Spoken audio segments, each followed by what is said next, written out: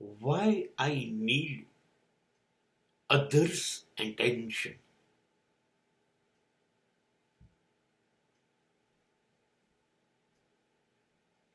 હું શા માટે એવું ઈચ્છું છું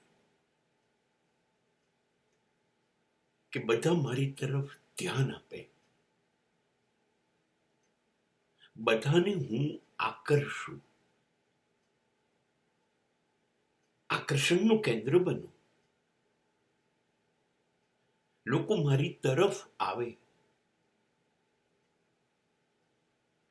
લોકો મને મહત્વ આપે, માન આપે, સન્માન આપે, પ્રતિષ્ઠા આપે, મારી નોંધ લે, મારા વખાણ કરે.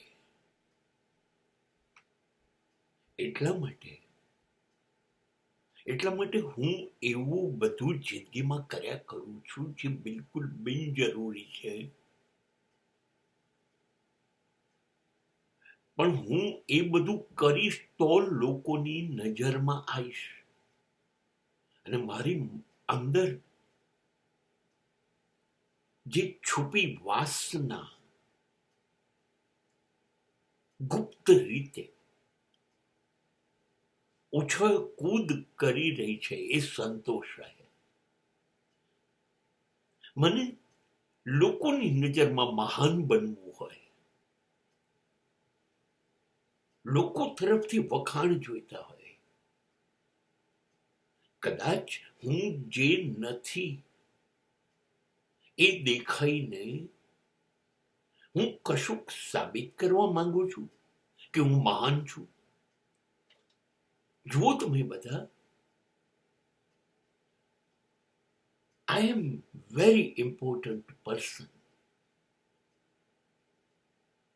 I want to impress everybody. અને એના માટે હું નથી એ બધું જ કરીશ, દેખાડો કરીશ, દંભ કરીશ, મારું વ્યક્તિત્વ અસલ જે હશે એને છુપાવીશ, નકલી વ્યક્તિત્વને સમાજની સામે લઈ જઈશ, જેનાથી સમાજ અસરમાં આવી જાય અને મને બિનજરૂરી મારી લાયકાત ના હોય તો પણ મહત્વ આપે. આના માટે સાચું કે ખોટું, કુદરતી કે કૃત્રિમ, કંઈ પણ વાણી, વર્તન અને વિચારો લઈને હું સમાજમાં વારે ઘડીએ ભીડમાં લોકો હશે ત્યાં જઈશ કે જેથી એમની નજરે હું પડું. બસ મારું અભિમાન સંતોષાય, મારો અહમ સંતોષાય, હું કંઈક છું એ સાબિત કરવા માટે મારે લોકોનું ધ્યાન ખેંચવું પડે છે. એ માટે હું પ્રયત્ન કરું છું, પણ હું એ એક મુદ્દાને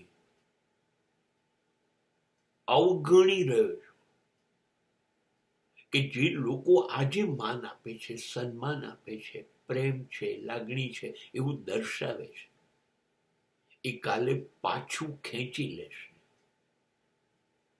સમય પ્રમાણે બદલાઈ જશે. તો હું પાછો હતો ત્યાં જ આવી જઈશ, કદાચ એનાથી પણ નીચે જઈશ. આમાં તો હું મારો વિકાસ ચૂકી જઈશ. આ મારી ખોટી દિશાની યાત્રા છે, પણ બસ ખબર નથી મારે શું સાબિત કરવું છે આ સમાજમાં કે હું આવા પ્રયત્નો કરી રહ્યો છું. ખરેખર મારે સાબિત થવાની જરૂર જ નથી. મને ઈશ્વરે સ્વયં જીવન જીવવા માટે મોકલ્યો છે, આનાથી વધારે મારે સાબિતી કઈ આપવાની? અને છતાં મારી બેવકૂફી, મૂર્ખામી જીવનભર ચાલુ રહે છે.